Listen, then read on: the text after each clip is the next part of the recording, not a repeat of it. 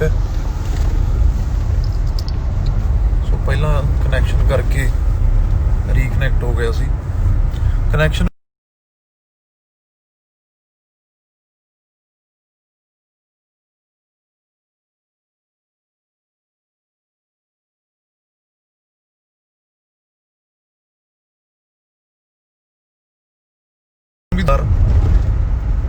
ਤੇ ਸਰਕਾਰ ਨੂੰ ਉਹਦਾ ਬਹੁਤ ਪੈਸਾ ਆਉਂਦਾ ਸੀ, ਉਹ ਚੱਕਤਾ ਜੀ ਇਦਾਂ ਹੀ। ਉਹ ਜਦੋਂ ਚੱਕਿਆ ਆਈਡੀ ਵਾਲੇ ਬੁਲਾ ਲਏ, ਵੋਡਾਫੋਨ ਏਅਰਟੈਲ ਇਹ ਬੁਲਾ ਲਏ। ਹੁਣ ਇਹ ਪੰਜਾਬ ਆਲ ਓਵਰ ਵਰਲਡ ਦੇ ਇਤਿਹਾਸ 'ਚ ਹੈ ਵੀ ਕੋਈ ਡਾਟਾ ਇਦਾਂ ਫ੍ਰੀ ਨਹੀਂ ਦਿੰਦਾ ਜਿੱਦਾਂ ਇਹਨਾਂ ਨੇ ਡਾਟਾ ਕੀ ਇਹਨਾਂ ਨੇ ਮੋਬਾਈਲ ਵੀ ਫ੍ਰੀ ਦਿੱਤੇ। ਤੇ ਹੁਣ 2250 700 ਵਾਲੀ ਡੋਂਗਲ ਜੀ ਉਹ 2500 ਰੁਪਏ ਦੀ ਹੋ ਗਈ ਤੇ ਉਹੀ ਡਾਟਾ 600-700 ਰੁਪਏ ਦਾ ਹੋ ਗਿਆ ਤੇ ਗੱਲ ਉੱਥੇ ਹੀ ਪਹੁੰਚ ਗਈ ਬਰਾਬਰੀ। ਏਦਾਂ ਹੀ ਇਹ ਜੇ ਸਮਝਿਆ ਜਾਵੇ ਏਦਾਂ ਹੀ ਸਾਡੀਆਂ ਜ਼ਮੀਨਾਂ ਨਾਲ ਹੋਣਾ ਹੈ। ਏਦਾਂ ਹੀ ਅੱਜ ਸਾਨੂੰ ਮੁੱਲ ਦੇ ਕੇ ਵੱਡੇ ਜਾਂ ਠੇਕੇ ਵੱਧ ਦੇ ਕੇ ਕੱਲ ਨੂੰ ਸਾਨੂੰ ਕਦੇ ਕਿਹਾ ਕਰਨਾ ਤੁਹਾਡਾ ਤਾਂ ਜੀ ਇਹ ਦਾਣਾ ਪਤਲਾ ਹੈ, ਇਹ ਗਿੱਲੀ ਹੈ। ਆੜਤੀਏ ਤੋਂ ਬਿਨਾਂ ਜਿਹੜਾ ਜ਼ਿਮੀਂਦਾਰ ਹੈ ਉਹ ਅਧੂਰਾ ਹੈ। ਆੜਤੀਆ ਜ਼ਿਮੀਂਦਾਰ ਦਾ ਇੱਕ ਅੰਗ ਹੈ। ਟਰੈਕਟਰ ਲੈਣਾ ਆਪਾਂ ਚੱਲ ਆੜਤੀਏ ਕੋਲੇ, ਕੁੜੀ ਦਾ ਵਿਆਹ ਚੱਲ ਆੜਤੀਏ ਕੋਲੇ, ਮੁੰਡਾ ਬਾਹਰ ਭੇਜਣਾ ਚੱਲ ਆੜਤੀਏ ਕੋਲੇ। ਉਹਦਾ ਵੀ ਬਿਜ਼ਨਸ ਹੈ ਨਾ, ਉਹਨੂੰ ਵਿਆਜ ਦਾ ਲਾਲਚ ਹੈ। ਸਾਨੂੰ ਇਹ ਹੈ ਕਿ ਸਾਨੂੰ ਜਦੋਂ ਪੈਸੇ ਦੀ ਲੋੜ ਆ ਸਾਨੂੰ ਪੈਸਾ ਮਿਲ ਜਾਂਦਾ।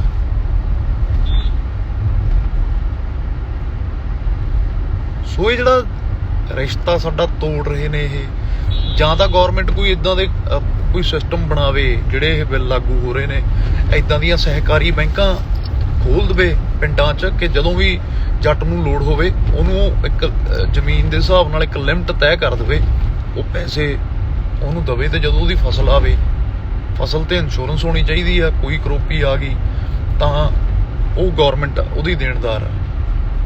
ਹੁਣ ਮੀਂਹ ਤਾਂ ਜੱਟ ਨਹੀਂ ਪਵਾਉਂਦਾ ਨਾ, ਜੱਟ ਤੋਂ ਵੱਡਾ ਯਾਰ ਦਿਲ ਕਿਹਦਾ ਹੋ ਜਾਊਗਾ? ਜ਼ਿਮੀਂਦਾਰ ਤੋਂ ਵੱਡਾ ਦਿਲ ਕਿਹਦਾ ਹੋ ਜਾਊਗਾ? ਤੁਸੀਂ ਇੱਕ ਗੱਲ ਦੱਸੋ, ਆਹ ਖੜਾ ਝੋਨਾ, ਆਹ ਦੇਖੋ ਪੂਰੇ ਪੰਜਾਬ 'ਚ, ਰਾਈਟ?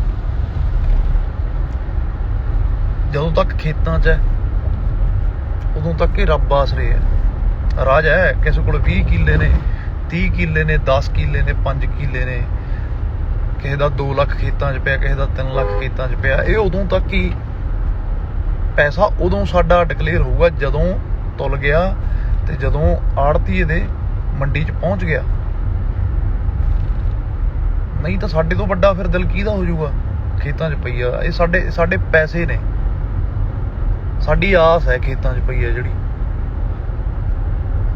ਕਈ ਵਾਰੀ ਸਾਡੀ ਆਸ ਟੁੱਟ ਵੀ ਜਾਂਦੀ ਆ, ਉਹਦੇ ਤੇ ਮੀਂਹ ਵੀ ਪੈ ਜਾਂਦਾ, ਪਰ ਅਸੀਂ ਇੱਕ ਦੂਜੇ ਦੇ ਮੋਢੇ ਨਾਲ ਮੋਢਾ ਲਾ ਕੇ ਖੜੇ ਆ। ਅਸੀਂ ਤਾਂ ਪੂਰੀ ਦੁਨੀਆ 'ਚ ਲੰਗਰ ਲਾਉਨੇ ਆ।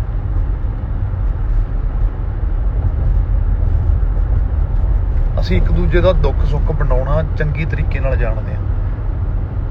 ਜੇ ਇੱਕ ਜ਼ਿਮੀਂਦਾਰ ਦੇ ਦਾਣੇ ਘਟ ਗਏ ਜਾਂ ਕੋਈ ਕੁਦਰਤੀ ਕਰੋਪੀ ਉਹਦੇ ਤੇ ਪੈ ਗਈ ਤਾਂ ਨਾਲ ਪਿੰਡ ਖੜ ਜਾਂਦਾ। ਖੜਦਾ ਕਿਹਦੇ ਤੇ? ਆਸ ਤੇ ਵੀ ਚੱਲ ਕੋਈ ਨਹੀਂ ਯਾਰ ਗਾਂਹ ਵਾਲੇ ਸਾਲ ਸਹੀ। ਹੁਣ ਸਾਡੀ ਆਸ ਹੀ ਕਿਹਦੇ ਨਾਲ ਹੈ? ਸਾਡੀ ਜ਼ਮੀਨ ਨਾਲ। ਸਾਡੇ ਤੋਂ ਤਾਂ ਤੁਸੀਂ ਉਹੀ ਖੋਹਣ ਨੂੰ ਫਿਰਦੇ ਹੋ, ਫਿਰ ਪਿੱਛੇ ਕੀ ਰਹਿ ਜਾਊਗਾ? ਤੁਹਾਨੂੰ ਤਾਂ ਬੰਦੇ ਨਹੀਂ ਲੱਭ ਰਹੇ ਨੌਕਰੀਆਂ ਦੇਣ ਵਾਸਤੇ। ਤੁਸੀਂ ਪੂਰੇ ਪੰਜਾਬ 'ਚ ਮੈਂ ਕਹਿੰਦਾ 6 ਦੂਣੀ 12 ਕਰੋੜ, 3 ਕਰੋੜ ਪੰਜਾਬ ਦੀ 3.5 ਕਰੋੜ ਆਬਾਦੀ ਹੈ ਤੇ 12 ਕਰੋੜ ਤੁਸੀਂ ਨੌਕਰੀ। ਇੱਕ ਬੰਦੇ ਨੂੰ 2 ਨੌਕਰੀਆਂ ਮੋਦੀ ਜੀ ਤੁਸੀਂ ਘਰ 'ਚ ਦੇਤੀਆਂ ਜੀ। ਇੱਕ ਬੰਦਾ 2 ਨੌਕਰੀਆਂ ਤੇ ਜਾਂਦਾ, ਰਾਤ ਦੀ ਡਿਊਟੀ ਲਹਿਦੀ ਕਰਦਾ ਤੇ ਦਿਨ ਦੀ ਲਹਿਦੀ ਕਰਦਾ ਜੀ। ਇੰਨੀਆਂ ਤੁਸੀਂ ਨੌਕਰੀਆਂ ਦੇਤੀਆਂ ਪੰਜਾਬ ਦੇ ਨੌਜਵਾਨਾਂ ਨੂੰ, ਫਿਰ ਕਹਿੰਦੇ ਹੋ ਪੰਜਾਬ ਖਾਲੀ ਹੋ ਗਿਆ, ਪੰਜਾਬ ਬਾਹਰ ਚਲੇ ਗਿਆ। ਡਿਗਰੀਆਂ ਲੈ ਕੇ ਡੰਡੇ ਖਾਈਏ ਅਸੀਂ, 20-25 ਲੱਖ ਲਾ ਕੇ MBA M.Tech M.Ed ਕਰਕੇ ਲੱਗੀ ਅਸੀਂ ਸਿਕਿਉਰਿਟੀ ਗਾਰਡਾਂ ਦੀਆਂ ਨੌਕਰੀਆਂ 10,000 ਤੇ। ਫਿਰ ਕੀ ਕਰੀਏ? ਬਾਹਰ ਨਾ ਜਾਈਏ? ਫਿਰ ਹੋਰ ਕੀ ਕਰੀਏ?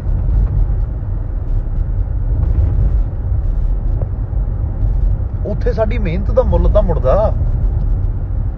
ਮੈਂ ਤਾਂ ਹੱਕ 'ਚ ਆ ਇਸ ਗੱਲ ਦੇ। ਪਰ ਆਉਣ ਵਾਲੇ ਇੱਦਾਂ ਕੀ, ਚਲੋ ਬਹੁਤ ਲੋਕ ਕਹਿੰਦੇ ਨੇ ਆਉਣ ਵਾਲੇ ਸਮੇਂ 'ਚ ਪੰਜਾਬ ਖਾਲੀ ਹੋ ਜਾਊਗਾ। ਪੰਜਾਬ ਦੇਖੋ, ਪੰਜਾਬ ਗੁਰੂਆਂ ਦੇ ਨਾਂ ਤੇ, ਗੁਰੂਆਂ ਦੇ ਬਚਨਾਂ ਤੇ ਵੱਸਦਾ ਨਾ। ਤਾਂ ਇਹ ਕਦੇ ਖਾਲੀ ਹੋ ਸਕਦਾ ਤੇ ਨਾ ਇਹ ਕਦੇ ਖਤਮ ਹੋ ਸਕਦਾ। ਇਹ ਸਾਡੇ ਗੁਰੂਆਂ ਦੇ ਬਚਨ ਨੇ, ਸਾਡੀ ਬਾਣੀ 'ਚ ਦਰਜ ਹੈ। ਮੰਦੇ ਤੋਂ ਮੰਦਾ ਹਾਲ ਵੀ ਹੋ ਜਾਊਗਾ, ਇਦੋਂ ਵੀ ਵੱਧ ਤੋਂ ਬੱਤਰ ਵੀ ਹੋ ਜਾਊਗਾ, ਪਰ ਖਤਮ ਨਹੀਂ ਹੋ ਸਕਦਾ। ਇਹ ਸੱਚਾਈ ਹੈ। ਨਾ ਪੰਜਾਬ ਖਤਮ ਹੋ ਸਕਦਾ, ਨਾ ਪੰਜਾਬੀ ਖਤਮ ਹੋ ਸਕਦਾ।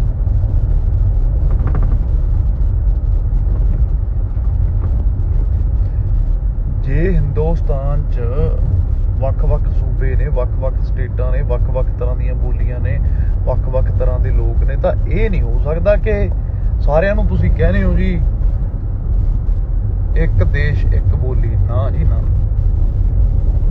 ਏਦਾਂ ਨਹੀਂ ਕਦੇ ਵੀ ਹੋਊਗਾ।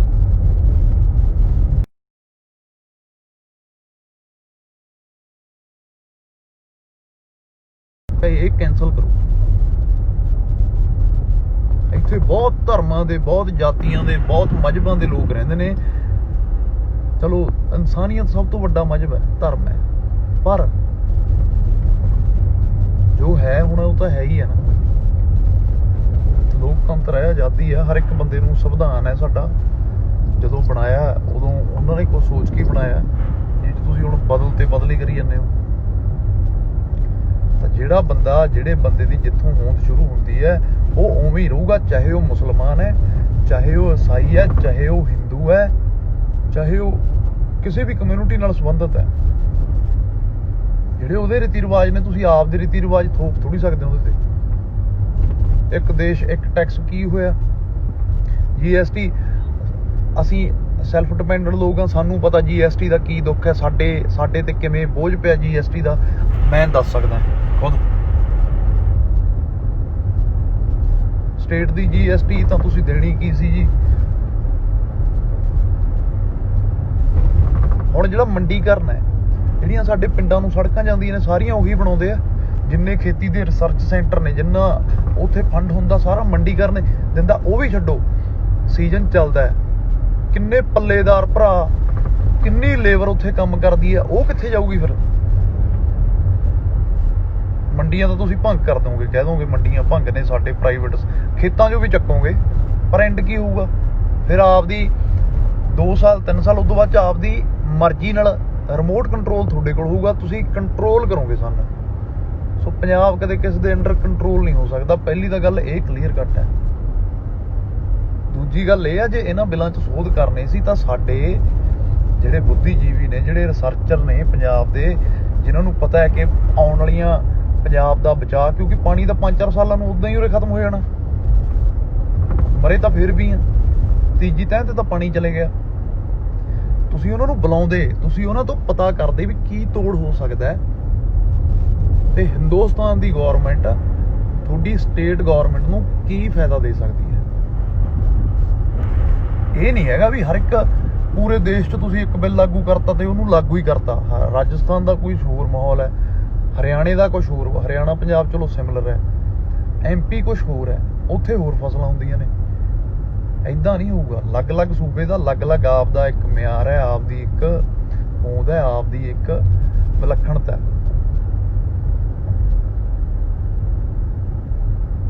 ਉਹਨਾਂ ਦੇ ਹਿਸਾਬ ਨਾਲ ਤੁਸੀਂ ਕਾਨੂੰਨ ਬਣਾਓ। ਅਸੀਂ ਨਹੀਂ ਕਹਿੰਦੇ, ਦੇਸ਼ ਨੂੰ ਤਰੱਕੀ ਕਰਨ ਦਾ ਹੱਕ ਹੈ, ਬਿਲਕੁਲ ਕਰਨੀ ਚਾਹੀਦੀ ਹੈ, ਪਰ ਤਰੱਕੀ ਕਿਹਦੇ ਲਈ ਕਰਨੀ ਹੈ? ਤੁਸੀਂ ਦੇਸ਼ ਲਈ, ਦੇਸ਼ ਦੇ ਸੂਬਿਆਂ ਲਈ, ਦੇਸ਼ ਦੇ ਲੋਕਾਂ ਲਈ। ਉਹਨਾਂ ਨੂੰ ਪੁੱਛਣਾ ਤੁਹਾਡਾ ਫਰਜ਼ ਹੈ, ਤੁਹਾਨੂੰ ਉਹਨਾਂ ਨੇ ਚੁਣਿਆ ਜੀ। ਰਾਜੇ ਪ੍ਰਜਾ ਵਾਲਾ ਕੰਮ ਨਾ ਕਰੋ। ਇਹ ਡੈਮੋਕ੍ਰੇਸੀ ਹੈ ਇੱਥੇ, ਇਹ ਡਿਕਟੇਟਰਸ਼ਿਪ ਨਹੀਂ ਕਿ ਚਾਰ ਸਿਰਫ ਤੁਹਾਡੇ ਜਿਹੜੇ ਉਹ ਤੁਹਾਡੇ ਨੇੜਲੇ ਮਿੱਤਰ ਨੇ, ਤੁਸੀਂ ਜਿਨ੍ਹਾਂ ਨੂੰ ਅੰਗਰੇਜ਼ੀ 'ਚ ਕਿੱਟੀ ਫਰੈਂਡਸ ਕਹਿ ਦਿੱਤਾ ਜਾਂਦਾ, ਤੁਹਾਡੇ ਉਹ ਨੇ, ਤੁਸੀਂ ਉਹਨਾਂ ਨੂੰ ਹੀ ਫਾਇਦਾ ਦੇਣਾ। ਨਹੀਂ, ਇਹ ਕਦੇ ਵੀ ਨਹੀਂ ਹੋਊਗਾ ਤੇ ਨਾ ਪੰਜਾਬ ਏਦਾਂ ਹੋਣ ਦਊਗਾ। ਤੇ ਅਗਲੀ ਗੱਲ ਪੰਜਾਬ ਦੇ ਧਰਨਿਆਂ ਦੀ, ਚਲੋ ਇੱਕ ਹਫ਼ਤਾ ਆਪਾਂ ਹੋਰ ਲੈ ਲਈਏ, ਉਦੋਂ ਬਾਅਦ 'ਚ ਫਸਲ ਆ ਜਾਊਗੀ, ਸਾਰੇ ਬਿਜ਼ੀ ਹੋ ਜਾਣਗੇ। ਦੋਸਤੋ ਮੈਨੂੰ ਇਹ ਲੱਗਦਾ, ਜੇ ਆਪਾਂ ਪੰਜਾਬ 'ਚ ਧਰਨੇ ਲਾਉਣੇ ਆ, ਇਹ ਗੱਲ ਮੇਰੀ ਤੁਸੀਂ ਧਿਆਨ ਨਾਲ ਸੁਣ ਦਿਓ। ਇੱਕ ਲਹਿਰ ਖੜੀ ਹੋ ਗਈ, ਇੱਕ ਮੋਰਚਾ ਬਣ ਗਿਆ, ਬਹੁਤ ਰੋਸ ਹੈ। ਮੋਰਚੇ ਪੰਜਾਬ 'ਚ ਸਿੱਖ ਧਰਮ ਹੈ, ਅਸੀਂ ਉਹਨੂੰ ਬਹੁਤ ਪਿਆਰ ਕਰਦੇ ਹਾਂ। ਸਾਡੇ ਲਈ ਉਦੋਂ ਉੱਤੇ ਕੁਝ ਵੀ ਨਹੀਂ ਹੈ। ਹੈਗਾ। ਮਹਾਰਾਜ ਦੇ ਪਾਵਨ ਪਵਿੱਤਰ ਸਰੂਪ ਨੇ ਜਿਹੜੇ ਉਹ ਗਲੀਆਂ ਦੇ ਵਿੱਚ ਬਖੇਰ ਦਿੱਤੇ ਗਏ। ਬਰਗਾੜੀ ਮੋਰਚਾ ਲੱਗਿਆ, ਉਹਦਾ ਕੀ ਸਿੱਟਾ ਨਿਕਲਿਆ ਅੱਜ ਤੱਕ? ਬਾਹਰਲਿਆਂ ਮੁਲਕਾਂ ਤੋਂ ਵੀ ਲੋਕ ਆਪਦੇ ਕੰਮ ਛੱਡ ਕੇ ਆਏ। ਮੈਂ ਕਿੰਨੇ ਬੰਦੇ ਦੱਸ ਸਕਦਾ ਜਿਹੜੇ ਕਹਿੰਦੇ ਸੀ ਵੀ ਜਦੋਂ ਤੱਕ ਇਨਸਾਫ ਨਹੀਂ ਮਿਲਦਾ ਅਸੀਂ ਇੱਥੋਂ ਜਾਂਦੇ ਹੀ ਨਹੀਂ।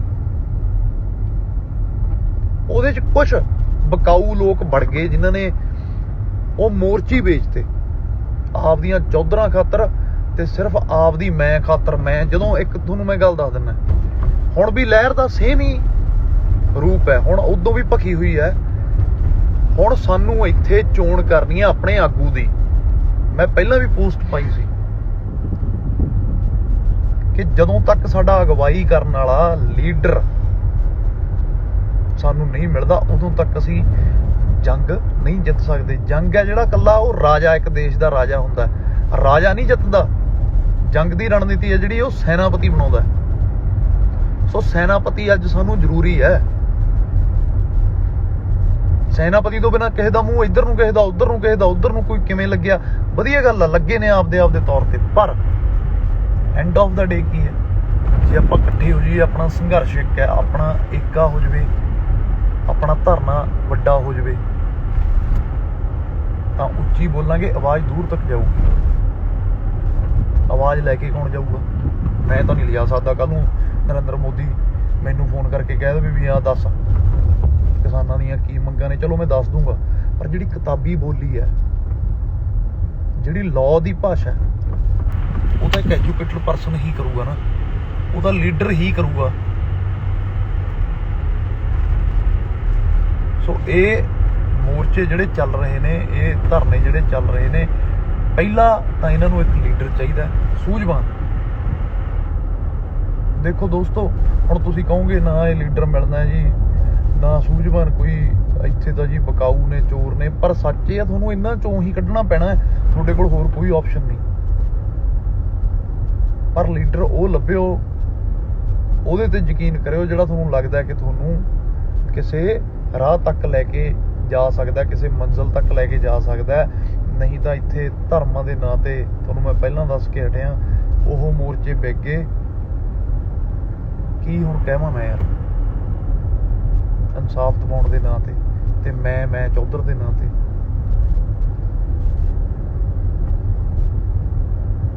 ਸੋ ਅੱਜ ਇੱਕ ਸੇਧ ਦੀ ਲੋੜ ਹੈ ਸਾਨੂੰ।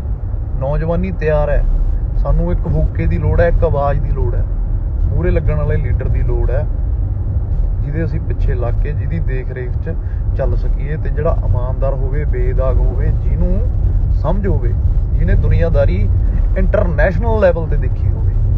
ਕਿਉਂਕਿ ਅਸੀਂ ਇਹ ਤਾਂ ਹੈ ਨਹੀਂ ਵੀ ਉਸ ਲੀਡਰ ਤੋਂ ਅਸੀਂ ਇੱਕ ਮਸਲਾ ਹੱਲ ਕਰਾ ਲਾਂਗੇ, ਚਲੋ ਸਾਡਾ ਸਭ ਤੋਂ ਵੱਡਾ ਮਸਲਾ ਇਹੀ ਹੈ। ਪਰ ਜੇ ਉਹ ਸੱਚਾ ਬੰਦਾ ਹੋਊਗਾ ਤਾਂ ਪੰਜਾਬ ਦੇ ਹੋਰ ਵੀ ਬੜੇ ਮਸਲੇ ਚੱਕੂਗਾ, ਜਿਹੜੀ ਅੱਜ ਸਾਡੀ ਲੋੜ ਹੈ। ਜੇ ਇਹ ਮੋਰਚਾ ਅੱਜ, ਮੈਂ ਤੁਹਾਨੂੰ ਇਹ, ਸ਼ਾਇਦ ਮੇਰੀ ਗੱਲ ਕੌੜੀ ਲੱਗੇ, ਜਿਵੇਂ ਮੈਂ ਪਹਿਲਾਂ ਕਿਹਾ ਵੀ ਬਰਬਾਦ ਤਾਂ ਨਹੀਂ ਹੁੰਦਾ ਪੰਜਾਬ, ਖਤਮ ਤਾਂ ਨਹੀਂ ਹੁੰਦਾ, ਉੱਠ ਖੜੂਗਾ ਦੁਬਾਰੇ 100 ਸਾਲ 200 ਸਾਲ ਬਾਅਦ। ਪਰ ਜੇ ਇਹ ਮੋਰਚਾ ਵਿਕ ਗਿਆ ਜਾਂ ਫੇਲ ਹੋ ਗਿਆ ਨਾ ਜੀ, ਖਤਮ ਹੋ ਜਾਊਗਾ ਸਾਰਾ ਕੁਝ। ਖਤਮ ਹੋਣ ਤੋਂ ਭਾਵ ਹੈ ਕਿ ਇੰਨੇ ਕੁ ਟੁੱਟ ਜਾਣਗੇ ਸਾਡੇ ਕੋਲ ਟਿਫਨ ਫੜ ਕੇ ਇਹ ਪੂੰਜੀਪਤੀਆਂ ਤੋਂ, ਇਹ ਬਿਜ਼ਨਸਮੈਨਾਂ ਦੇ ਸੈਲੂਆਂ 'ਚ ਦਿਹਾੜੀ ਜਾਣ ਤੋਂ ਬਿਨਾਂ ਹੋਰ ਕੁਝ ਨਹੀਂ ਬਚੂਗਾ। ਟਿਫਨ ਰਹਿ ਜਾਊਗਾ। ਅੱਜ ਜਿਹੜੇ ਖੇਤਾਂ 'ਚ ਅਸੀਂ ਜੌਨ ਡੀਅਰ ਤੇ ਜਾਂਦੇ ਆ, ਫੋਰਡ ਤੇ ਜਾਂਦੇ ਆ, ਮੋਟਰਸਾਈਕਲਾਂ ਤੇ ਜਾਂਦੇ ਆ, ਉਹ ਟਰੈਕਟਰ ਸਭ ਪਾਸੇ ਲੱਗ ਜਾਣਗੇ, ਸਾਡੇ ਸਾਈਕਲ ਆ ਜਾਣਗੇ ਸਾਡੇ ਕੋਲ ਤੇ ਸਾਡੇ ਕੋਲ ਟਿਫਨ ਹੋਣਗੇ। ਆਉਣ ਵਾਲਾ ਭਵਿੱਖ ਦੱਸ ਰਿਹਾ। ਜੇ ਇਹ ਮੋਰਚਾ ਕਿਸੇ ਨਾ ਕਿਤੇ, ਨਾ ਪ੍ਰਮਾਤਮਾ ਕਰੇ, ਮੈਂ ਅਰਦਾਸ ਕਰਦਾ ਮਹਾਰਾਜ ਨੂੰ ਆਪਣੇ ਦਿਲੋਂ ਕਿ ਇਹ ਮੋਰਚਾ ਇਸ ਵਾਰ ਰੱਬਾ ਫਤਿਹ ਕਰੀ। ਕੋਈ ਸਾਨੂੰ ਐਸਾ ਭਗਤ ਸਿੰਘ ਭੇਜ ਅੱਜ, ਜਿਹਦੀ ਸਾਨੂੰ ਲੋੜ ਹੈ। ਕਿਸੇ ਦੇ ਦਿਲ 'ਚ ਦਇਆ ਪਾ। ਪਾਰਟੀਆਂ ਨੂੰ ਵੀ ਇਹੀ ਬੇਨਤੀ ਹੈ ਕਿ ਸਿਆਸਤਾਂ ਵੀ ਲੋਕਾਂ ਤੇ ਕਰੋਗੇ, ਪੰਜਾਬ ਦੇ ਜ਼ਿਮੀਂਦਾਰ, ਕਿਉਂਕਿ ਰੂਰਲ ਏਰੀਆ 80% ਵੋਟ ਇੱਥੇ ਪੇਂਡੂ ਹੈ, ਤੇ ਪੇਂਡੂ ਕਿੱਤਾ ਕੀ ਹੈ? ਖੇਤੀਬਾੜੀ। ਜੇ ਉਹੀ ਬਰਬਾਦ ਹੋ ਗਿਆ ਫਿਰ ਪਿੱਛੇ ਕੀ ਰਹਿ ਜਾਊਗਾ? ਪਹਿਲਾ ਇਹ ਹੈ ਵੀ ਇੱਕ ਮੰਚ ਤੇ ਇਕੱਠੇ ਆਉਣਾ, ਦੂਜਾ ਇਹ ਹੈ ਇੱਕ ਲੀਡਰ ਬੇਦਾਗ, ਪੰਜਾਬ ਲਈ ਹਮਦਰਦ, ਦਿਲ 'ਚ ਰੱਖਣ ਵਾਲਾ ਤੇ ਨੌਲੇਜਬਲ ਬੰਦਾ। ਦੂਜੀ ਮੇਰੀ ਕਹਿਣੀ ਗੱਲ ਇਹ ਸੀ ਜਿਹਦੇ ਕਰਕੇ ਚਲੋ ਮੇਰੇ ਜਜ਼ਬਾਤ ਨੇ ਦੁਖਾਂਤ ਹੈ, ਇਹ ਜਜ਼ਬਾਤ ਵੀ ਕਹਿੰਦੇ ਨੇ ਰੋਣਾ ਹੈ ਇਹ ਅੰਦਰੋਂ, ਤਾਂ ਕਰਕੇ ਲਾਈਵ ਲੰਬਾ ਹੋ ਜਾਂਦਾ। ਨਹੀਂ ਵੀਰੇ ਮੈਨੂੰ ਐਡਾ ਭਾਸ਼ਣ ਦੇਣ ਦਾ ਕੋਈ ਮੈਨੂੰ ਸ਼ੌਂਕ ਨਹੀਂ, ਨਾ ਮੈਂ ਲੀਡਰ ਬਣਨਾ ਤੇ ਨਾ ਮੈਂ ਮੇਰੇ 'ਚੋਂ ਕੁਆਲਿਟੀਆਂ ਨੇ। ਹਾਂ ਠੀਕ ਹੈ, ਮੈਂ ਮੂਹਰੇ ਆਇਆ, ਮੈਨੂੰ ਜੇ ਯੂਥ ਸੁਣਦਾ ਤਾਂ ਮੇਰਾ ਇਹ ਫਰਜ਼ ਹੈ, ਮੈਂ ਰੌਲਾ ਪਾਊਂਗਾ ਜਦੋਂ ਤੱਕ ਮੇਰੇ ਤੋਂ ਪਿਆ ਅਖੀਰਲੇ ਸਾਹ ਤੱਕ। ਦੂਜੀ ਗੱਲ ਇਹ ਹੈ ਵੀਰੇ ਕਿ ਏਕਾ ਕਰਕੇ ਸਾਨੂੰ ਧਰਨਾ ਜਾਂ ਮੋਰਚਾ, ਧਰਨੇ ਤੋਂ ਵੀ ਮੈਂ ਕਹਿੰਦਾ ਵੀ ਹੁਣ ਮੋਰਚਾ ਲਾਉਣਾ ਚਾਹੀਦਾ, ਜਿਹੜਾ ਅਸੀਂ ਸੋਚਿਆ, ਜੋ ਸਾਨੂੰ ਲੱਗਦਾ ਕਿ ਅਸੀਂ ਹਰਿਆਣਾ ਸਾਨੂੰ ਟੱਪਣ ਨਹੀਂ ਦਿੰਦੇ, ਰੋਕ ਦਿੰਦੇ ਨੇ। ਕਿੰਨੀਆਂ ਪਾਰਟੀਆਂ ਗਈਆਂ ਨੇ, ਕਿੰਨੀਆਂ ਜਥੇਬੰਦੀਆਂ ਗਈਆਂ ਨੇ ਸ਼ੰਭੂ ਬਾਰਡਰ ਤੇ, ਉਦਣ ਅਸੀਂ ਵੀ ਗਏ ਆ, ਚੱਕ ਦਿੰਦੇ ਨੇ ਟਾਈਮ ਨਾਲ ਵੀ, ਚੱਕ ਲਓ। ਪੰਜਾਬ 'ਚ ਧਰਨੇ ਲਾਉਣ ਦਾ ਸਾਨੂੰ ਫਾਇਦਾ ਕੋਈ ਨਹੀਂ। ਬੜੇ ਵੀਰ ਮੈਨੂੰ ਮੈਸੇਜ ਕਰਦੇ ਨੇ, ਬਾਈ ਦਿੱਲੀ ਚਲੋ, ਇੱਦਾਂ ਕੁਛ ਨਹੀਂ ਹੋਣਾ, ਦਿੱਲੀ ਚਲੋ। ਵੀਰੇ ਦਿੱਲੀ ਇੱਦਾਂ ਨਹੀਂ ਜਾਇਆ ਜਾ ਸਕਦਾ। ਦਿੱਲੀ ਇੱਥੇ ਜਾਵਾਂਗੇ, ਹਰਿਆਣਾ ਅਗਲਿਆਂ ਨੇ ਟੱਪਣ ਨਹੀਂ ਦੇਣਾ। ਸਰਕਾਰਾਂ ਨੇ, ਸੱਤਾ ਨੇ, ਆਰਮੀ ਹੈ, ਪਾਵਰ ਆ, ਬਹੁਤ ਕੁਛ ਆ, ਪੈਸਾ। ਦਿੱਲੀ ਜਾ ਕੇ ਬੈਠਾਂਗੇ ਕਿੱਥੇ, ਰਹਾਂਗੇ ਕਿੱਥੇ? ਇਹ ਪਲਾਨਡ ਕਰਨਾ ਇੱਕ ਲੀਡਰ ਨੇ, ਜਿਹਦੀ ਅਗਵਾਈ 'ਚ ਜਥੇਬੰਦੀਆਂ ਚੱਲਣ ਤੇ ਉੱਥੇ ਲੱਖਾਂ ਲੋਕ ਜਾਵਾਂਗੇ ਦਿੱਲੀ। ਪਰ ਲੈ ਕੇ ਐ ਨਹੀਂਗਾ ਵੀ ਟਰੈਕਟਰ ਲੈ ਕੇ ਮੈਂ ਕਹਿਤਾ ਵੀ ਚਲੋ ਦਿੱਲੀ ਚੱਲੀਏ। ਮੈਂ ਵੀ ਕਿਹਾ, ਮੈਨੂੰ ਕਿਸੇ ਸੱਜਣ ਦਾ ਫੋਨ ਆਇਆ, ਬੁੱਧੀਜੀਵੀ ਪੰਜਾਬ ਦਾ ਹਮਦਰਦ ਸੀ, ਕਿ ਕਾਕਾ ਤੇਰੀਆਂ ਸਪੀਚਾਂ ਬਹੁਤ ਵਾਇਰਲ ਹੋ ਰਹੀਆਂ ਨੇ, ਤੂੰ ਗਰਮਜੋਸ਼ੀ ਭਾਸ਼ਣ ਦਿੰਦਾ, ਵਧੀਆ ਗੱਲ ਹੈ, ਨੌਜਵਾਨੀ ਨੂੰ ਲੋੜ ਵੀ ਹੈ। ਪਰ ਨਾਲ ਉਹਨੇ ਮੈਨੂੰ ਇੱਕ ਗੱਲ ਬੜੀ ਸਿਆਣੀ ਕਹੀ ਕਿ ਜਿਹੜੀ ਲੜਾਈ ਹੁੰਦੀ ਆ ਉਹ ਹਮੇਸ਼ਾ ਹੋਸ਼ ਨਾਲ, ਜੋਸ਼ ਨਾਲ ਨਹੀਂ ਜਿੱਤੀ ਜਾਂਦੀ, ਜੋਸ਼ ਦੇ ਨਾਲ ਹੋਸ਼ ਹੋਣਾ ਵੀ ਬਹੁਤ ਜ਼ਰੂਰੀ ਹੈ। ਮੈਂ ਉਹਨੂੰ ਇਹੀ ਤੁਹਾਡੇ ਵਾਲਾ ਸਵਾਲ ਕੀਤਾ ਕਿ ਸਾਡੀਆਂ ਜ਼ਮੀਨਾਂ ਤੇ ਅੱਖ ਰੱਖ ਲਈ, ਇਸ ਦਾ ਟੰਗ ਦਾਂਗੇ। ਉਹ ਕਹਿੰਦਾ ਟੰਗ ਦਿਓ, ਪਰ ਇਹ ਐਂ ਤਾਂ ਹੈ ਨਹੀਂ 2 ਦਿਨਾਂ ਦਾ, 4 ਦਿਨਾਂ ਦਾ, 6 ਦਿਨਾਂ ਦਾ ਮੁੱਦਾ। ਇਹ ਲੜਾਈ ਚੱਲੂਗੀ ਲੰਬੀ, ਇਹਨੂੰ ਸਾਲ ਵੀ ਲੱਗ ਸਕਦਾ, ਇਹਨੂੰ 2 ਸਾਲ ਵੀ ਲੱਗ ਸਕਦੇ ਨੇ। ਹਰ ਇੱਕ ਤਰੀਕੇ ਨਾਲ ਲੜੋ। ਤਾਂ ਕਰਕੇ ਅੱਜ ਮੈਂ ਵਕੀਲ ਨੂੰ ਮਿਲਣ ਚੱਲਿਆ, ਕਾਨੂੰਨੀ ਰਾਹ ਵੀ ਹੋ ਸਕਦਾ। ਉਹ ਕਹਿੰਦਾ ਵੀ ਜੋਸ਼ ਦੇ ਨਾਲ ਨਾਲ, ਜੋਸ਼ ਤਾਂ ਨੌਜਵਾਨਾਂ 'ਚ ਬਹੁਤ ਆ, ਹੋਸ਼ ਹੋਣਾ ਵੀ ਬਹੁਤ ਜ਼ਰੂਰੀ ਹੈ। ਹੋਸ਼ ਕਿਵੇਂ? ਕੋਈ ਆਪਦਾ ਇੱਕ ਆਗੂ ਚੁਣੀਏ ਜਿਹੜਾ ਸਾਨੂੰ ਦੱਸੇ ਕਿ ਹੁਣ ਕੀ ਕਰਨਾ ਹੈ, ਅਗਲਾ ਸਟੈਪ ਕੀ ਹੈ, ਅੱਗੇ ਕਿਵੇਂ ਕਰਾਂਗੇ। ਇਹ ਗੱਲ ਕਲੀਅਰ ਕੱਟ ਹੈ। ਇੱਥੋਂ ਮੈਂ ਕਹਿਣਾ ਇਹ ਗੱਲ, 1000 ਟਰੈਕਟਰ, ਮੈਂ 10,000 ਤਾਂ ਨਹੀਂ ਕਹਿ ਸਕਦਾ, ਮੇਰੇ ਕਿਸੇ ਤੋਂ ਆਉਣਾ ਨਹੀਂ ਹੈਗਾ, ਪਰ ਮੈਂ 1000 ਟਰੈਕਟਰ ਦੀ ਗਾਰੰਟੀ ਲੈਣਾ। ਮੈਂ ਦਿੱਲੀ ਲੈ ਕੇ ਜਾਣ ਨੂੰ ਸਭ ਤੋਂ ਪਹਿਲਾਂ ਮੈਂ ਤਿਆਰ ਹੋਊਂਗਾ। ਮੈਨੂੰ ਜਦੋਂ ਮਰਜ਼ੀ ਦੱਸ ਦਿਓ ਵੀ ਦਿੱਲੀ ਜਾਣਾ ਕਦੋਂ ਆ, ਪਰ ਮੈਨੂੰ ਐਂ ਦੱਸ ਦਿਓ ਵੀ ਦਿੱਲੀ ਟਰੈਕਟਰ ਲੈ ਕੇ ਇੱਥੋਂ ਚਲੇ ਗਏ। ਪਹਿਲੀ ਤਾਂ ਗੱਲ ਹੈ ਬਾਰਡਰ ਨਹੀਂ ਟੱਪਣ ਦੇਣਾ। ਦੂਜੀ ਗੱਲ ਹੈ, ਚਲੋ ਮੰਨ ਲਓ ਦਿੱਲੀ ਪਹੁੰਚ ਵੀ ਗਏ, ਦਿੱਲੀ ਕਰਾਂਗੇ ਕੀ ਜਾ ਕੇ? ਨਾ ਤਾਂ ਨੈਸ਼ਨਲ ਮੀਡੀਆ ਆਉਣਾ ਉੱਥੇ, ਮਾਰ ਡਾਂਗਾ, ਪੁਲਿਸ ਵਾਲਿਆਂ ਦੇ ਡਾਂਗਾ ਵੀ ਖਾ ਲਾਂਗੇ, ਕੁੱਟ ਵੀ ਖਾ ਲਾਂਗੇ। ਗੱਲ ਡਾਂਗਾਂ ਦੀ ਨਹੀਂ ਹੈਗੀ, ਮਾਰ ਵੀ ਦੇਵਾਂਗੇ ਉਹਨਾਂ ਦੇ।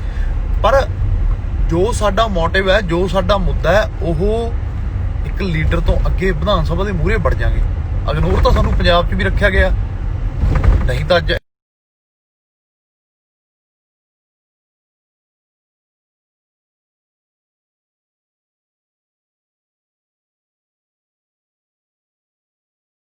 ਪਰਚੇ ਪੈ ਜਾਣਗੇ।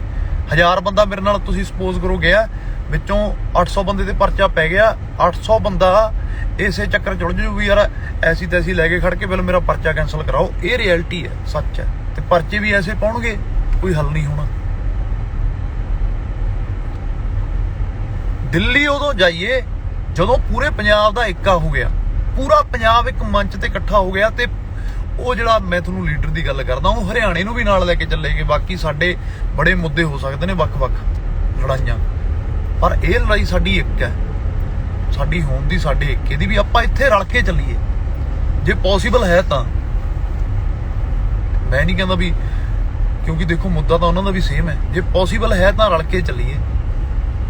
ਉਹ ਆਗੂ ਸਾਨੂੰ ਦਿੱਲੀ ਲੈ ਕੇ ਜਾਵੇ, ਜਿੱਥੇ ਪੰਜਾਬ ਦਾ 1 ਲੱਖ ਬੰਦਾ, 2 ਲੱਖ ਬੰਦਾ ਹਰਿਆਣੇ ਦਾ, 4 ਲੱਖ ਬੰਦਾ ਪੰਜਾਬ ਦਾ, 8-10 ਲੱਖ ਬੰਦਾ ਜਦੋਂ ਜਾਵੇ ਤੇ ਸਰਕਾਰ ਨੂੰ ਹੱਥਾਂ ਪੈਰਾਂ ਦੀ ਪੈ ਜੇ, ਉਹ ਬੋਲੀ ਹੋ ਜੇ ਜਮਾ, ਤੇ ਉਹਦੇ ਕੋਲ ਕੋਈ ਹੱਲ ਹੀ ਨਾ ਰਵੇ ਇਹਨਾਂ ਬਿੱਲਾਂ ਨੂੰ ਫੇਲ ਕਰਨ ਤੋਂ ਬਿਨਾਂ ਵੀ ਟੋਟਲੀ ਅਸੀਂ ਬਾਈਕਾਟ ਕਰਦੇ ਹਾਂ, ਇਹ ਬਿੱਲ ਨਹੀਂ ਲਾਗੂ ਹੋਣਗੇ। 1000 ਬੰਦਾ ਚਲੇ ਜਾਊਗਾ, ਮੰਨ ਲਓ ਸਪੋਜ਼ ਕਰੋ 4000 ਬੰਦਾ ਵੀ ਲੈ ਜਾਾਂਗੇ, ਪਰ ਵੀਰੇ ਦਿੱਲੀ ਜਾ ਕੇ ਅੱਜ ਕਈਆਂ ਨੂੰ ਇਹ ਗੱਲ ਕੌੜੀ ਵੀ ਲੱਗੂਗੀ, ਦਿੱਲੀ ਜਾ ਕੇ ਹੱਲ ਨਹੀਂ ਹੋਣਾ। ਦਿੱਲੀੋਂ ਪਰਚੇ ਪਵਾ ਕੇ ਆਵਾਂਗੇ, ਦਿੱਲੀੋਂ ਡਾਂਗਾ ਖਾ ਕੇ ਆਵਾਂਗੇ, ਕਿਉਂਕਿ ਮੈਂ ਟਰੈਕਟਰ ਲੈ ਕੇ ਤਾਂ ਵੜ ਜਾਊਂਗਾ ਮੈਂ ਮੋਦੀ ਦੇ ਉੱਥੇ ਵਿਧਾਨ ਸਭਾ 'ਚ, ਸੰਸਦ 'ਚ, ਤਾਂ ਪਰ ਮੈਂ ਹੁਣ ਉਹਨਾਂ ਨੂੰ ਮਿਲੂੰਗਾ ਕਿਵੇਂ, ਜਾਊਂਗਾ ਕਿਵੇਂ, ਕੀ ਕਹੂੰਗਾ? ਪਹਿਲੀ ਤਾਂ ਗੱਲ ਇਹ ਵੀ ਕਲਪਨਾ ਨਾ ਕਰੋ ਵੀ ਤੁਸੀਂ ਹਰਿਆਣੇ ਦਾ ਬਾਰਡਰ ਟੱਪ ਜਾਓਗੇ 1000 ਬੰਦਾ, ਕਦੇ ਵੀ ਨਹੀਂ ਹੋ ਸਕਦਾ। ਜਾ ਕੇ ਦੇਖ ਹੀ ਲਿਆ ਸਭ ਨੇ। ਉਦੋਂ ਜਿਹੜੀ ਸਾਡੀ ਜਰਕਪੁਰ ਤੋਂ ਟਰੈਕਟਰ ਰੈਲੀ ਸੀ ਉਹਦੇ 'ਚ 5-6 ਹਜ਼ਾਰ ਬੰਦਾ ਸੀ, ਨਹੀਂ ਜਾਣ ਦਿੱਤਾ।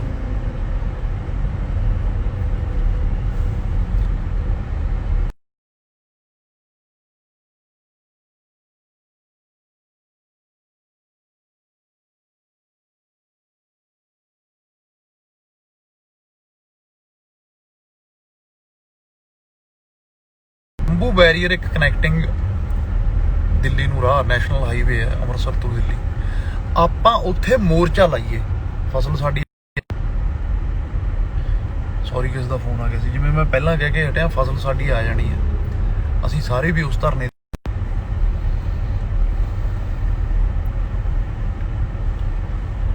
ਬਾਰੀਆਂ ਬੰਨ ਲਈਏ ਕਿ 4 ਘੰਟੇ ਸਵੇਰੇ 4 ਘੰਟੇ ਸ਼ਾਮ ਨੂੰ ਉਹ ਉੱਥੇ ਅਸੀਂ ਉਹ ਸੜਕ ਰੋਕਾਂਗੇ ਹੀ ਰੋਕਾਂਗੇ। ਟੈਂਟ ਲਾ ਲਈਏ, ਉੱਥੇ ਮੋਰਚਾ ਲਾਈਏ, ਰਣਨੀਤੀਆਂ ਅਪਣਾਈਏ, ਸਾਰੇ ਸਲਾਹ ਮਸ਼ਵਰਾ ਕਰਕੇ ਚੱਲੀਏ। ਜਿੰਨੇ ਵੀ ਦਿੱਲੀ ਤੋਂ ਐਂਟਰੀਆਂ ਪੰਜਾਬ ਚ ਆਉਂਦੀਆਂ ਨੇ ਉੱਥੇ ਉਹ ਐਂਟਰੀਆਂ ਦੇ ਮੋਰਚੇ ਲਾਈਏ, ਤਾਂ ਜੋ ਦਿੱਲੀ ਤੋਂ ਜਿਹੜੇ ਲੋਕ ਆਉਂਦੇ ਨੇ ਜਾਂ ਦਿੱਲੀ ਤੋਂ ਜਿਹੜਾ ਦਿੱਲੀ ਦਾ ਵਪਾਰ ਪੰਜਾਬ ਚ ਆਉਂਦਾ ਉਹ ਬੰਦ ਕਰੀਏ। ਉਹ ਕਨੈਕਟੀਵਿਟੀ ਤੋੜਦੀ ਹੈ ਦਿੱਲੀ ਤੋਂ ਪੰਜਾਬ ਵਾਲੀ। ਇੱਥੇ ਧਰਨੇ ਲਾਵਾਂਗੇ, ਮੰਨ ਲਓ ਸਪੋਜ਼ ਕਰੋ ਵੀ ਇੱਥੇ ਧਰਨੇ, ਜਾਂ ਤਾਂ ਇੱਥੇ ਧਰਨਾ ਉਸ ਜਗ੍ਹਾ ਤੇ ਲਾਈਏ ਜਿੱਥੇ ਆਪਣੇ ਲੋਕਾਂ ਨੂੰ ਡਿਸਟਰਬੈਂਸ ਨਾ ਹੋਵੇ। ਜੇ ਮੰਨ ਲਓ ਸੜਕ ਤੇ ਧਰਨਾ ਲਾਵਾਂਗੇ ਇੱਥੇ, ਜਿੰਨੀਆਂ ਆਪਾਂ ਰੈਲੀਆਂ ਕੱਢ ਰਹੇ ਆ, ਤਾਂ ਉੱਥੇ ਨੁਕਸਾਨ ਆਪਣਾ ਹੀ ਆ। ਪਹਿਲੀ ਗੱਲ ਇਹ ਹੈ ਵੀ ਆਪਣੇ ਟਰੈਕਟਰਾਂ 'ਚ ਤੇਲ ਪੈਂਦਾ, ਹਜ਼ਾਰਾਂ ਰੁਪਏ ਦਾ ਤੇਲ ਫੂਕਦੇ ਆ। ਦੂਜੀ ਗੱਲ ਇਹ ਹੈ ਕਿ ਆਪਣੇ ਲੋਕਾਂ ਦਾ ਹੀ ਨੁਕਸਾਨ ਹੁੰਦਾ। ਉਹਦਾ ਆਪਣੇ ਲੋਕ ਨੇ ਨਾ ਜਿਹੜੇ ਸੜਕਾਂ ਤੇ ਤੁਰਦੇ ਆ, ਕਿਸੇ ਨੇ ਐਮਰਜੈਂਸੀ ਵੀ ਜਾਣਾ ਹੁੰਦਾ, ਕਿਸੇ ਦੀਆਂ ਬਹੁਤ ਮਜਬੂਰੀਆਂ ਨੇ, ਕੋਈ ਕਿਸੇ ਦੇ ਸੱਟ ਪੇਟ ਵੀ ਵੱਜੀ ਹੁੰਦੀ ਆ, ਕਿਸੇ ਦੇ ਮਰਗ ਵੀ ਹੋ ਗਈ ਹੁੰਦੀ ਆ, ਕੋਈ ਐਂਬੂਲੈਂਸ ਵੀ ਹੁੰਦੀ ਆ, ਸੋ ਨੁਕਸਾਨ ਆ। ਐਂਬੂਲੈਂਸ ਨੂੰ ਮੈਂ ਧਰਨੇ ਵਾਲੇ ਵੀਰਾਂ ਨੂੰ ਬੇਨਤੀ ਕਰਦਾ, ਜਿੱਥੇ ਵੀ ਤੁਹਾਨੂੰ ਮਿਲਦੀ ਆ ਉਹਨੂੰ ਤਾਂ ਪਲੀਜ਼ ਰਾਹ ਜ਼ਰੂਰ ਦਿਓ। ਜੇ ਕਿਸੇ ਦੀ ਮਜਬੂਰੀ ਆ ਤਾਂ ਉਹਨੂੰ ਵੀ ਰਾਹ ਜ਼ਰੂਰ ਦਿਓ ਵੀਰੇ। ਪੰਜਾਬੀ ਹਾਂ ਪੱਖੀ ਲੋਕ ਨੇ, ਨਾ ਪੱਖੀ ਨਹੀਂ ਹੈਗੇ ਕਦੇ ਵੀ, ਸਾਡੀ ਸੋਚ ਨਹੀਂ ਹੈਗੀ। ਸੋ ਮੈਨੂੰ ਇਹ ਲੱਗਦਾ ਹੈ ਅਸੀਂ 29 ਤਰੀਕ ਤੋਂ ਸ਼ੰਭੂ ਬਾਰਡਰ ਤੇ ਮੋਰਚਾ ਲਾਉਣ ਲੱਗੇ ਆ ਪਰਮਾਨੈਂਟ। ਮੈਂ ਪੰਜਾਬ ਦੇ ਵੀਰਾਂ ਨੂੰ ਵੀ ਬੇਨਤੀ ਕਰਦਾ, ਮੈਂ ਹਰਿਆਣੇ ਦੇ ਵੀਰਾਂ ਨੂੰ ਵੀ ਬੇਨਤੀ ਕਰਦਾ ਕਿ ਸਾਡਾ ਉਸ ਮੋਰਚੇ 'ਚ ਸਾਥ ਦਿਓ। ਕੱਲ ਨੂੰ ਸਰਦਾਰ ਭਗਤ ਸਿੰਘ ਦੇ ਪਿੰਡ ਉਹਨਾਂ ਨੂੰ ਸ਼ਰਧਾਂਜਲੀ ਦੇ ਕੇ ਉਸ ਤੋਂ ਬਾਅਦ 'ਚ ਮਾਝੇ 'ਚ ਦੌਰਾ ਕਰਾਂਗੇ। ਮੈਂ ਕਲਾਕਾਰ ਵੀਰਾਂ ਨੂੰ ਹੋਰ ਵੀ ਕਹਿਣਾ ਵੀ ਤੁਸੀਂ ਇਹ ਨੋਟਿਸ ਕਰੋ ਹੁਣ ਵੀ ਕਿੱਥੇ ਲਹਿਰ ਘੱਟ ਹੈ, ਉੱਥੇ ਜਾ ਕੇ ਲੋਕਾਂ ਨੂੰ ਉਹ ਮੋਰਚੇ ਜਿਹੜੇ ਤੁਸੀਂ ਧਰਨੇ ਲਾਉਣੇ ਨੇ, ਉੱਥੇ ਜਾ ਕੇ ਧਰਨੇ ਵੀ ਇੱਕ ਐਸੀ ਜਗ੍ਹਾ ਤੇ ਲਾਈਏ ਜਿੱਥੇ ਕਿਸੇ ਨੂੰ ਕੋਈ ਡਿਸਟਰਬੈਂਸ ਨਾ ਹੋਵੇ। ਐਸਾ ਸੱਦਾ ਦਈਏ ਕੋਈ ਗਰਾਊਂਡ, ਉੱਥੇ ਜਾ ਕੇ ਦੱਸੋ। ਤੇ ਉਸ ਤੋਂ ਬਾਅਦ 'ਚ ਜਿਹੜੀਆਂ ਵੀ ਤੁਹਾਨੂੰ ਦਿੱਲੀ ਨਾਲ ਲੱਗਦੀਆਂ ਹੱਦਾਂ ਪੈਂਦੀਆਂ ਨੇ, ਉੱਥੇ ਮੋਰਚੇ ਲਾ ਲਓ ਤੇ 1000 ਬੰਦੇ ਦੀ ਡਿਊਟੀ ਲਾ ਦਿਓ ਵੀ ਅੱਜ ਆਹ 3 ਪਿੰਡ ਆਉਣਗੇ, ਅੱਜ ਉਹ 4 ਪਿੰਡ ਆਉਣਗੇ, ਬਾਈਕਾਟ ਪ੍ਰੋਪਰ। ਤਾਂ ਜਾ ਕੇ ਕਿਤੇ ਸਰਕਾਰਾਂ ਦੇ ਖਾਨੇ 'ਚ ਸਾਡੀ ਗੱਲ ਪਊਗੀ। ਨਹੀਂ ਆਪਾਂ ਇੱਥੇ ਧਰਨੇ ਲਾਵਾਂਗੇ। ਆ ਸਾਰੇ ਵੀਰ ਮੈਨੂੰ ਜਿਹੜੇ ਇੰਸਟਾਗ੍ਰਾਮ ਤੇ ਕਹਿੰਦੇ ਨੇ ਦਿੱਲੀ ਚੱਲੀਏ, ਦਿੱਲੀ ਚੱਲੀਏ, ਦਿੱਲੀ ਤਾਂ ਪਹਿਲੀ ਗੱਲ ਆ, ਦੇਖੋ ਲੀਡਰ ਤੋਂ ਬਿਨਾਂ ਦਿੱਲੀ ਜਾਇਆ ਨਹੀਂ ਜਾਣਾ, ਸਾਡੀ ਸੁਣਵਾਈ ਨਹੀਂ ਹੋਣੀ ਉੱਥੇ, ਸਭ ਕੁਝ ਇਗਨੋਰ ਕੀਤਾ ਟੋਟਲੀ। ਦੂਜੀ ਗੱਲ ਇਹ ਹੈ ਵੀ ਦਿੱਲੀ ਜਾ ਤਾਂ ਨਹੀਂ ਸਕਦੇ ਕਿਉਂਕਿ ਉਹਨਾਂ ਕੋਲ ਪਾਵਰ ਬਹੁਤ ਵੱਡੀ ਹੈ। ਦਿੱਲੀ ਤੋਂ ਆਉਣ ਵਾਲੇ ਲੋਕਾਂ ਨੂੰ ਜਾਂ ਦਿੱਲੀ ਦੀ ਕਨੈਕਟੀਵਿਟੀ ਪੰਜਾਬ ਨਾਲ ਹੈ ਉਹ ਤੋੜ ਸਕਦੇ ਆ, ਉਹ ਸਾਡੇ ਹੱਥ 'ਚ, ਕਿਉਂਕਿ ਸਾਡੀ ਧਰਤੀ ਹੈ, ਬਾਰਡਰ ਹੈ, ਅਸੀਂ ਉੱਥੇ ਧਰਨਾ ਲਾ ਸਕਦੇ ਹਾਂ। ਜੇ ਕੋਈ ਤੁਹਾਨੂੰ ਲੱਗਦਾ ਵੀ ਇਦੋਂ ਵੀ ਕੋਈ ਬੈਟਰ ਸੋਲਿਊਸ਼ਨ ਹੋ ਸਕਦਾ ਤਾਂ ਮੈਂ ਪਲੀਜ਼ ਤੁਸੀਂ ਇਹ ਮੰਨਿਓ ਨਾ ਮੇਰੀ ਇਸ ਗੱਲ ਨੂੰ। ਮੈਂ ਤੁਹਾਡੇ ਤੋਂ ਸਿਰਫ ਸਲਾਹ ਮੰਗ ਰਿਹਾ, ਤੁਹਾਡੇ ਤੋਂ ਸਿਰਫ ਤੁਹਾਡੇ ਨਾਲ ਸਲਾਹ ਕਰ ਰਿਹਾ ਵੀ ਮੈਨੂੰ ਲੱਗਦਾ ਹੈ ਵੀ ਪੰਜਾਬ 'ਚ ਧਰਨੇ ਲਾ ਕੇ ਹੱਲ ਨਹੀਂ ਲੱਭ ਰਿਹਾ, ਵੀ ਆਪਾਂ ਦਿੱਲੀ ਸਾਨੂੰ ਵੜਨ ਨਹੀਂ ਦਿੰਦੇ, ਆਪਾਂ ਬਾਰਡਰ ਜਾਮ ਕਰੀਏ। ਜੇ ਕੁਝ ਇਦੋਂ ਵੀ ਬੈਟਰ ਹੋ ਸਕਦਾ ਤਾਂ ਫਿਰ ਤੁਸੀਂ ਪਲੀਜ਼ ਮੈਨੂੰ ਉਹ ਵੀ ਜ਼ਰੂਰ ਦੱਸਿਓ। ਆਪਾਂ ਤੁਹਾਡੇ ਨਾਲ ਆ, ਕੋਈ ਵੀ ਬੰਦਾ ਅੱਗੇ ਲੱਗੇ ਤੇ ਸਾਡੇ ਨਾਲ ਚੱਲੇ, ਸੌਰੀ ਸਾਨੂੰ ਨਾਲ ਲੈ ਕੇ ਚੱਲੇ, ਅਸੀਂ ਉਹਦੇ ਨਾਲ ਜਾਣ ਨੂੰ ਤਿਆਰ ਹਾਂ। ਸੋ ਕੱਲ੍ਹ ਨੂੰ ਸਰਦਾਰ ਭਗਤ ਸਿੰਘ ਦੇ ਪਿੰਡ ਖਟਕੜ ਕਲਾਂ ਸਵੇਰੇ 9 ਵਜੇ ਨੇੜੇ ਤੇੜੇ ਵਾਲੇ ਨਵੇਂ ਸ਼ਹਿਰ ਵਾਲੇ ਜਿੰਨੇ ਵੀ ਵੀਰ ਨੇ, ਉਸ ਤੋਂ ਬਾਅਦ 'ਚ ਸਾਡੇ ਨਾਲ ਮਾਝੇ 'ਚ ਵੀ ਜਾ ਸਕਦੇ ਆ। ਮਾਝੇ ਦਾ ਵੀ ਇੱਕ ਦੌਰਾ ਕਰਾਂਗੇ। ਥੋੜ੍ਹੀ ਜਿਹੀ ਲਹਿਰ ਘੱਟ ਹੈ ਮਾਝੇ 'ਚ, ਤਾਂ ਇੱਕ ਗਰਮਜੋਸ਼ੀ ਕਹਿੰਦੇ ਵੀ ਉਸ ਨੂੰ ਚਾਹੀਦੀ ਹੁੰਦੀ ਹੈ, ਜਿਹੜੀ ਬਹੁਤ ਹੈ ਪੰਜਾਬ ਦੇ ਨੌਜਵਾਨਾਂ 'ਚ। ਬਸ ਇੱਕ ਥੋੜ੍ਹਾ ਜਿਹਾ ਇੱਕ ਪੰਪ ਅਪ ਕਰਨ ਦੀ ਲੋੜ ਹੈ, ਉਹ ਪੰਪ ਅਪ ਕਰਨ ਚੱਲੇ ਆ। ਉਦੋਂ ਬਾਅਦ 'ਚ ਮੋਰਚਾ ਲਾਈਏ। ਹੁਣ ਧਰਨੇ ਆਪਾਂ ਲਾ ਲਏ, ਹੁਣ ਲਾਈਏ ਮੋਰਚਾ, ਅਗਲਾ ਸਟੈਪ। ਸੋ ਮੋਰਚਾ ਮੈਨੂੰ ਇਹ ਲੱਗਦਾ ਕਿ ਬਾਰਡਰ ਤੇ ਲਾਈਏ, ਬਾਰਡਰ ਸੀਲ ਕਰੀਏ। ਕਦੇ ਨਾ ਕਦੇ ਤਾਂ NDTV ਵਾਲੇ ਆ, ਦੂਜੇ ਤੀਜੇ ਜਿਹੜੇ ਆਜ ਤੱਕ ਵਾਲੇ, ਕੱਲ ਤੱਕ ਵਾਲੇ, ਕਿਹੜੇ ਜਿਹਨੂੰ ਮੀਡੀਆ, ਨੈਸ਼ਨਲ ਮੀਡੀਆ ਕਿਹਾ ਜਾਂਦਾ, ਉਹ ਆਊਗਾ ਹੀ ਨਾ, ਉਹ ਪੁੱਛੂਗਾ ਵੀ ਤੁਸੀਂ ਕਿਉਂ ਨਹੀਂ ਆਉਣ ਦਿੰਦੇ।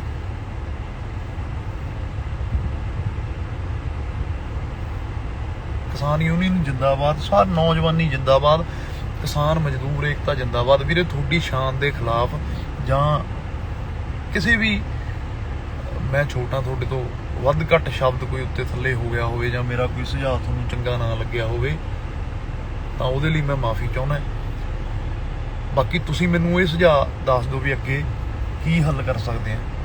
ਮੇਰਾ ਹਾਲੇ ਤੱਕ ਦਿਮਾਗ ਇਹੀ ਕਹਿੰਦਾ ਵੀ ਮੋਰਚਾ ਲਾਈਏ ਬਾਰਡਰ ਤੇ 29 ਤਰੀਕ ਤੋਂ ਅਸੀਂ ਉਹ ਮੋਰਚਾ ਆਰੰਭ ਕਰਨ ਜਾ ਰਹੇ ਹਾਂ। ਸਾਡਾ ਸਾਰਾ ਸਮੂਹ ਭਾਈਚਾਰਾ, ਸਾਡੇ ਗਾਉਣੇ ਵਾਲੇ ਵੀਰ, ਸਾਰੀ ਇੰਡਸਟਰੀ, ਸਾਰੇ ਕਲਾਕਾਰ ਭਰਾ, ਸਾਰੇ ਬੁੱਧੀਜੀਵੀ, ਸਾਡੇ ਵੱਲੋਂ ਉੱਥੇ ਸਭ ਨੂੰ ਖੁੱਲ੍ਹਾ ਸੱਦਾ ਕਿ ਉੱਥੇ ਆਓ, ਆਪਾਂ ਬਾਰਡਰ ਜਾਮ ਕਰੀਏ ਤੇ ਆਪਣੇ ਹੱਕਾਂ ਲਈ, ਆਪਣਿਆਂ ਲਈ ਅੱਗੇ ਹੋ ਕੇ ਸੰਘਰਸ਼ ਕਰੀਏ, ਡਟ ਕੇ ਮੁਕਾਬਲਾ ਕਰੀਏ, ਲੜੀਏ।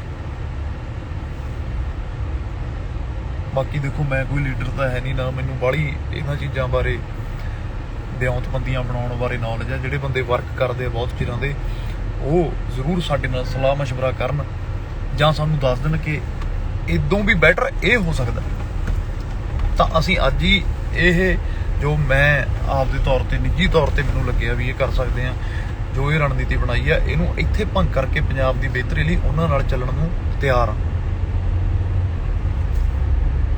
ਭੁੱਲ ਚੁੱਕ ਗਲਤੀ ਦੀ ਵੀਰੋ ਮੈਂ ਮਾਫੀ ਚਾਹੁੰਦਾ।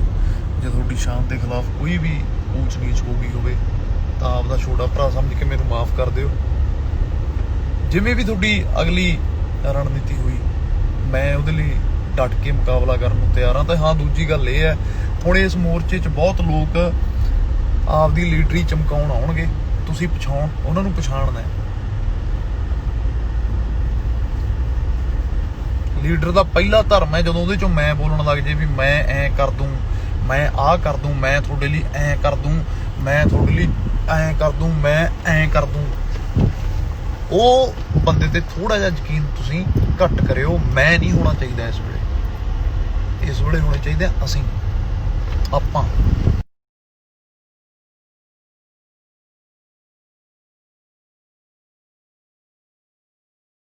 ਇਹ ਆ ਵੀ ਜੇ ਕੋਈ ਬੰਦਾ ਸੌਹਾਂ ਖਾਵੇ,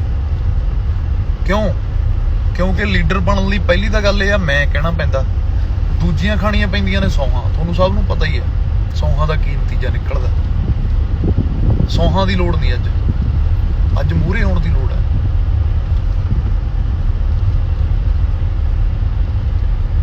ਸੋ ਭੁੱਲ ਚੁੱਕ ਗਲਤੀ ਦੀ ਮੈਂ ਮਾਫੀ ਚਾਹੁੰਦਾ ਦੁਬਾਰੇ ਫੇਰ ਤੋਂ।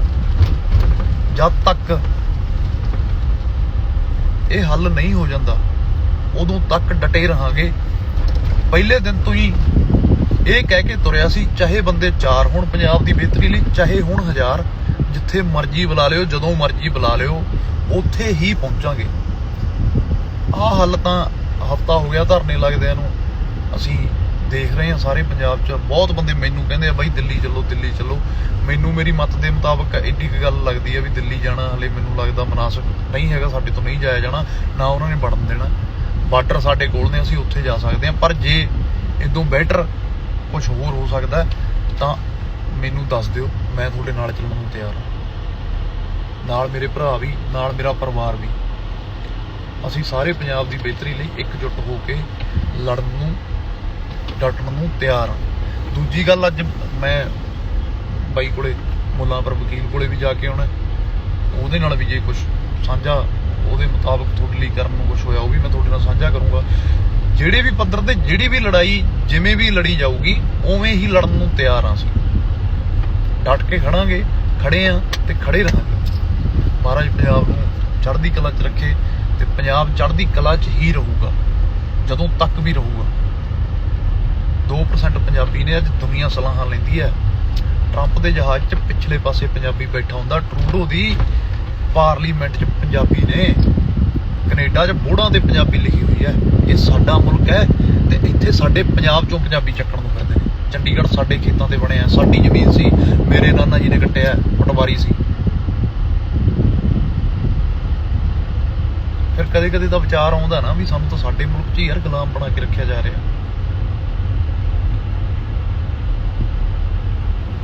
ਇਹ ਦਿਲਦਾਰ ਕੌਮ ਹੈ, ਜਿੱਥੇ ਕੋਈ ਨਹੀਂ ਪਹੁੰਚਦਾ ਉੱਥੇ ਪੰਜਾਬੀ ਪਹੁੰਚਦੇ ਨੇ। ਸ਼ਾਂਤਾਂ ਸੀ ਤਾਂ ਸਾਨੂੰ ਸ਼ਾਂਤੀ ਰਹਿਣ ਦਿਓ, ਸਾਨੂੰ ਕਰਕੇ ਖਾ ਲੈਣ ਦਿਓ। ਅਸੀਂ ਆਪਣੇ ਖੇਤਾਂ ਦੇ ਰਾਜੇ ਹਾਂ, ਅਸੀਂ ਆਪਣੇ ਪਿੰਡਾਂ ਦੇ ਰਾਜੇ ਹਾਂ। ਟੋਟਲ ਤੌਰ ਤੇ ਬਿੱਲਾਂ ਦਾ ਬਾਈਕਾਟ ਹੋਊਗਾ ਪੰਜਾਬ ਵੱਲੋਂ, ਕਰਦੇ ਰਹਾਂਗੇ। ਨਾਲ ਜਵਾਨੀ ਵੀ ਕਰੂਗੀ, ਨਾਲ ਸਾਡੇ ਬਜ਼ੁਰਗਾਂ ਤੋਂ ਅਸੀਂ ਸਲਾਹਾਂ ਲੈ ਕੇ ਚੱਲਾਂਗੇ। ਇਹ ਸਲਾਹ ਵੀ ਮੈਨੂੰ ਸਾਡਾ ਕੋਈ ਕਿਤੇ ਸੱਥ 'ਚ ਗੱਲ ਹੁੰਦੀ ਸੀ, ਇਹ ਵੀ ਉੱਥੋਂ ਹੀ ਗੱਲ ਨਿਕਲੀ ਹੈ। ਸਾਡੇ, ਮੈਂ ਬਜ਼ੁਰਗ ਤਾਂ ਨਹੀਂ ਕਹਿ ਸਕਦਾ, ਪਰ ਜ਼ਿੰਦਗੀ ਦਾ ਜਿਹਨੇ 50 ਸਾਲ 55 ਹੰਢਾ ਲਏ ਖੇਤਾਂ 'ਚ, ਉਹਨੂੰ ਜ਼ਿੰਦਗੀ ਦਾ ਇੱਕ ਤਜਰਬਾ ਹੋ ਜਾਂਦਾ। ਉਹਨਾਂ ਨੇ ਇਹ ਗੱਲ ਕਹੀ ਸੀ ਕਿ ਆਪਾਂ ਬਾਰਡਰ ਰੋਕੀਏ, ਜਿੱਥੇ ਵੀ ਦਿੱਲੀ ਨੂੰ ਕਨੈਕਟਿੰਗ ਨੇ, ਚਾਹੇ ਉਹ ਡੱਬ ਵਾਲੀ ਹੈ, ਚਾਹੇ ਉਹ ਚੰਡੀਗੜ੍ਹ ਵਾਲਾ, ਚਾਹੇ ਉਹ ਸ਼ੰਭੂ ਹੈ, ਜਿੱਥੋਂ ਵੀ ਕਨੈਕਟਿੰਗ ਹੈ। ਸੋ ਅੜੇ ਰਹਾਂਗੇ, ਖੜੇ ਰਹਾਂਗੇ। ਕਿਸਾਨ ਯੂਨੀਅਨ ਜਿੰਦਾਬਾਦ, ਮਜ਼ਦੂਰ ਏਕਤਾ, ਕਿਸਾਨ ਏਕਤਾ ਜਿੰਦਾਬਾਦ, ਪੰਜਾਬ ਪੰਜਾਬੀ, ਪੰਜਾਬੀ ਮਾਂ ਬੋਲੀ ਜਿੰਦਾਬਾਦ, ਜਵਾਨੀ ਜਿੰਦਾਬਾਦ, ਕਿਸਾਨੀ ਜਿੰਦਾਬਾਦ, ਖੇਤ ਜਿੰਦਾਬਾਦ ਤੇ ਖੇਤੀ ਜਿੰਦਾਬਾਦ, ਖੇਤਾਂ ਦੇ ਰਾਜੇ ਜਿੰਦਾਬਾਦ। Thank you. ਆ ਕੀ ਕਰਾਂ, ਐਂਟਰ ਕਰ ਦਾਂ ਕਿ ਕੈਂਸਲ?